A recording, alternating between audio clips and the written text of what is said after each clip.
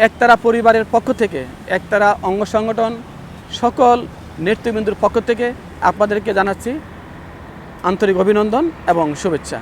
সেই সাথে ধন্যবাদ জানাচ্ছি এবং কৃতজ্ঞতা প্রকাশ করছি আমাদের দেশের শিক্ষার্থী বন্ধুদেরকে, যে শিক্ষার্থী বন্ধুরা তাদের জীবনের বিনিময়ে, রক্তের বিনিময়ে সুন্দর একটি অধ্যায় আমাদেরকে এনে দিয়েছেন।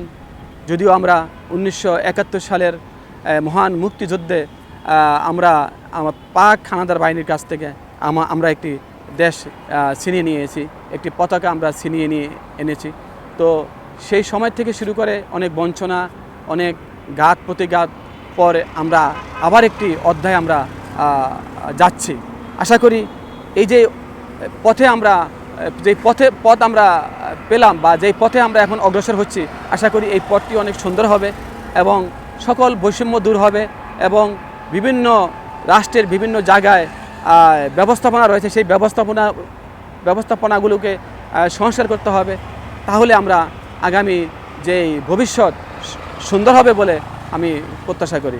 আশা করি সেই দিন পর্যন্ত হয়তো আমরা কেউ থাকবো বা কেউ থাকবো না, কিন্তু আমাদের যে তরুণ প্রজন্ম তারা যে বুঝতে শিখেছে, জানতে শিখেছে এবং আগামী সুন্দর একটি বাংলাদেশ তারা উপহার দিবেন, এটা আমাদের প্রত্যাশা। আর সেই সাথে আহ্বান থাকবে যে কোনোভাবেই কোনো ভবনে, কোনো বাড়িতে, কোনো মানুষকে কোনো ধরনের হামলা, অগ্নিসংযোগ বা লুটতরাজ এগুলো করা যাবে না। এগুলো কোনো ভালো মানুষের কাজ নয়, এগুলো কোনো আনন্দ নয়।